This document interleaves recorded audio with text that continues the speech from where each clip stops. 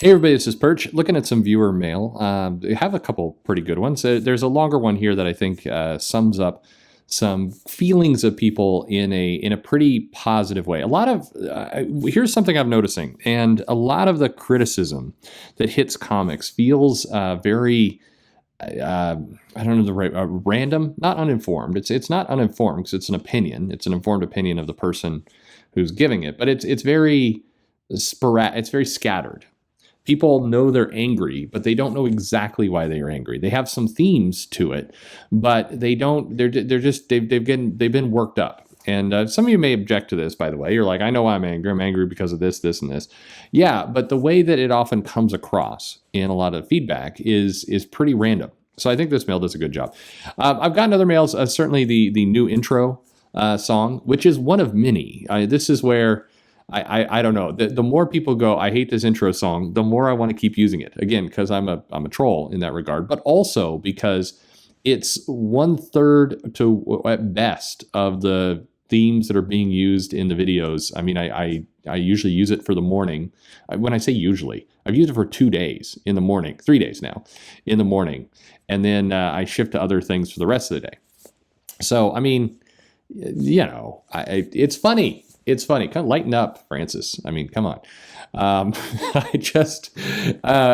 very just thankful somebody sent it to me, and then somebody went out of their way to make that. So yeah, I'm going to use it. So there you go. What are you going to do? The other one that I keep getting mail on is around ideology. And man, if there is like a pick the scab kind of topic, talking about ideology and my nuanced, here's why I think the way I think. The vast majority of people, I think, are on board. But Jesus, that just picks at some people. They don't like to hear it. And I get some of the most lunatic, insane mails. And here's the thing. I think if you're writing yourself an mail and you just, before you hit send, you kind of look down the mail. And then you see that you're talking about, you're saying things like, you're too stupid, why don't you understand? Your children suck. If you find yourself writing stuff like that, pause for a moment. You may be nuts. So just back away just a little bit from this. You're not getting your point across, I guess is the point. And I do think it's like that distribution. I made the comment that distribution is a bigger factor in comics hurting right now than ideology. And man, there's some people who just really want to come in and argue that point, except it's a sucker bed in the sense that comics are sold, 1/50th of the places they were before, probably 1/100th of the place they were before. The volume isn't there. So it's not really an arguable point. Now you can say, hey, if we had all that distribution back, then the ideology would be a barrier. There'd be some of these stores wouldn't take some of this stuff, or it wouldn't hook readers. And you may be right about that. I'm not arguing that point with you. I'm just saying distribution remains the core problem. If you fix everything in comics, quote unquote, fix it. If you start putting out 80s comics that are just whatever from the best creators, even if you get like Jim Lee's doing art and you get all like the top people from the last 30 years all come back to comics and start doing comics, and you haven't fixed the distribution, you're still going to have lower numbers than what you had in the 80s and 90s. You absolutely will. It's math. This is math. It's not an emotional point. It's not a political point. It's just math. You got to get comics more places. So that really is problem number one. But I understand. That's not sexy. Like you can't get super chats for talking about distribution and supply chain issues. It's not. There's nothing. Nobody gets horny talking about that. Anyway, back to the mail. So here's a mail. It reads, "Fuck you, Perch," which is a great way to start. Anyway, no, it says, "Hey Perch, I watched your videos for today. Thank you, all 10 of them. And man, fuck you, man. I am one of the 15 Iron Fist fans. What stack of Iron Fist comics did you like to pick up?" I say that in jest, but man, I've got to communicate how painful it was for me with Iron Fist, because I love that comic. That Kari Andrews run was great. I really, really liked that book. I liked that they made like the paper look like different paper in the printing technique, and he was doing dynamic stuff with the styles. I love that thing. And it stands out to me as one of the irritations. If I go back Mosaic was one before that. Mosaic was different though. That was one where it was marketed, one way, and it was a completely different comic when you read it, which feels a little bit, in some ways, to be fair, like Green Lantern, when you pick it up and you get a cover that, Kilowog's on the cover and he's like nowhere in the comic. It's like, I don't even know what you're doing at this point. But anyway, but that Iron Fist run was heartbreaking to me because it was such a good comic. And then I could not get people in to buy it. And to be fair, I need to get back to this mail, but this is how I feel when a lot of the online outrage comes up. It was a little bit of how I felt with She-Ra, where when that new version of She-Ra came out and they changed her around and everything else, and people are like, you've ruined She-Ra. It's like, well, I mean, She-Ra is kind of ruined long before this. Like there was not endless She-Ra stands running around Facebook with fan pages. That just didn't happen. Now, I'm not arguing, by the way, that you radically change a character and then it reminds people of the old property and then people get upset about it. Of course, and that's what happened. But I do have to laugh a little bit at the you've ruined this character that I loved. It's like, no, you did not. No, no. I'm sure there's a few of you out there, but not huge volumes. Anyway, they're two separate things. We can have two opinions at the same time. And actually, as it turns out, anyway, reading back in the mail. Just kidding. I love the channel, and I'm a legit Iron Fist fan, and I have a hat I wear every day. The Netflix show sucked because of the script. Yeah, usually that is the problem. Also, the lead was lackluster martial artist, and that's being kind. That's being very kind, sir. We also know too much these days with the internet. We knew that Louis Tan was up for the role. He guest starred in an episode, and we got to see what an actor with martial arts skills would really look like. So yes, depending on the Asian American lead, could have made a better show even with the shitty script. This is interesting. Okay. So their mail continues, but this is an interesting point, which is this. So that was the problem. The lead of Iron Fist just didn't have a lot of charisma. It didn't bring a lot to the show. And the fighting scenes were poor because the lead actor, I didn't really feel like the lead actor knew what he was doing. And what is the core of Iron Fist? It's supposed to be a martial arts kind of action adventure show set in a superhero universe, right? That is the point of that show. And so what should you try and do if you're going to make it successful? Well, I think you need two things. You need a great script, a great story, and I think you need great action sequences with good, action. And I think that if you had brought in an Asian actor to portray Iron Fist, who was a legit, exuded charisma, just great. Well, this is not an Asian actor, but take like The Rock. Okay, The Rock is somebody who, as a wrestler, kind of got people very, the charisma was off the charts, had amazing screen presence, and could carry out fighting scenes and both fighting moves in the ring and then fighting scenes in movies to the point that he was a legit action star. If you have a chance to bring in The Rock into your franchise, but you're like looking at that going, well, technically the character is white, but The Rock wants to do this movie. What should you do? I don't think it's a bad decision to pick The Rock because of the decision you're making. You're not making a decision to say, you know what, we need more diversity.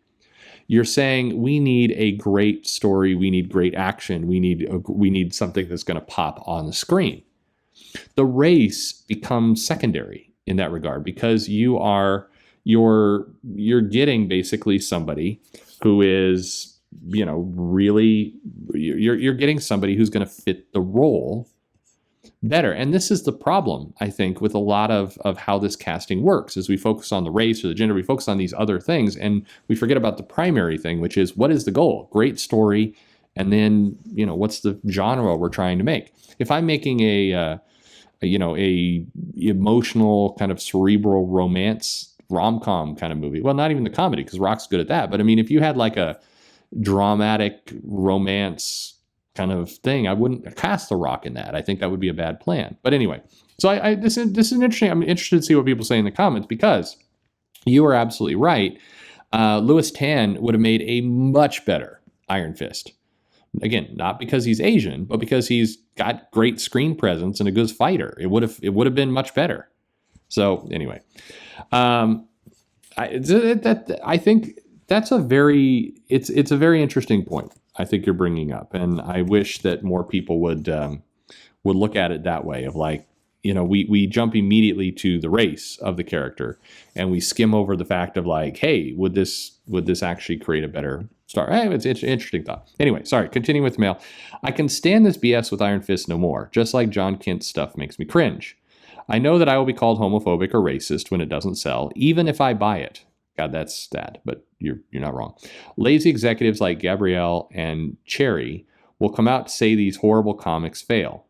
They probably won't, by the way, but I'll explain why in a moment. Comics that they put zero work into and no character development because they fail because of us evil fans. They refuse to do the actual work to get these characters accepted. It's annoying as hell. Fuck Marvel, fuck DC, LOL. Anyway, I hope I enjoyed my drunk rant. I hope you did too. I don't think that's what you meant.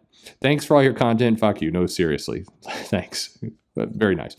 Kind of two mails there. So first off, you got me all excited about kind of the script and the casting and everything else. And that's the right decision to make. The second part, I think that I would like to hope we're nearing the end of the knee-jerk reactions of if a comic fails, then let's blame the fans. I mean, I don't know that who's fooling who at this point anymore for any of that. I think that, like I said, I think John Kent's Superman book will pop huge numbers for this coming out issue, and then it will drift back down. Again, I don't think that's the most amazing prediction either. I'm not, that's kind of like the distribution argument. It's just common sense. That's what's going to happen because that's what we've seen happen with all comics for the last 30 years. But I don't think that you're going to see Cherry, Gabrielle, you're not going to see these people come out and blame the toxic fans. And I say that because they're not coming out and saying anything anyway. I mean, there was an interview with Jim Lee and Cherry that was like clearly out of touch because in the interview they're talking about paring back, doing less books, everything else, while meanwhile shipping a record number of books out from the company. So I'm not, they're months removed from any of this. And I don't think they're paying attention to a single thing that's going on below them. So I don't think they're going to come out. I don't think Daniel Cherry's ever going to come out and give an interview. I mean, unless he happens to stumble into an interview where the interviewer specifically says, what do you have to say to those awful fans who want to reject things? And then Cherry will give a, kind of benign answer of, there's always going to be toxic fans, but we try and work to who our true fans are and everything else. But he's not going to know what anybody's talking about because he's so far removed. That's where it's at. I do think companies have to give up on this idea of like, look, at the end of the day, the comics succeeding or failing is about the quality of the content of the comics. It's about the marketing of it. That's it. A toxic fan can make a lot of noise, but this is one of the big fallacies in movies and comics and everything right now. Angry, outraged fans can certainly make a lot of noise, but they can't prevent you from going to the theater. If I'm going to go walk in to see Eternals, and there's, first of all, if there was some hypothetical group of angry fans out there saying, we hate diversity that I have to get through in order to get to the theater, that would never occur, by the way. But if that was the case, I mean, I'm still going to be able to get into the theater. Nobody's going to bar me from getting into the movie theater. So this idea that the toxic fans are going on, say, Rotten Tomatoes and downvoting the movie, and that's going to hurt it somehow. Here's a question I have. Who the fuck is paying attention to Rotten Tomatoes reviews for anything as a decision to go to a movie, particularly something like a Marvel movie? The Marvel movies are giant normie money-making machines, and people are going to go see it regardless of whether Rotten Tomatoes has it or not. If the movie doesn't do particularly well, it's because certainly COVID, but it's also because the trailers didn't make it look interesting. People looked at it and go, yeah, I think I'll wait for Disney Plus. That's what a lot of people are saying that I've heard is just, I think I'll just wait for Disney Plus. Okay. I mean, that's what's going to tank the movie if it tanks. Is just there's nothing in there that goes, hey, you got to show up to the theater because there's a huge special moment here. You got to do it. There's going to be a little post-credit scene where Thanos comes back to life and just starts murdering people. You cannot miss this. There's no buzz like that for this movie.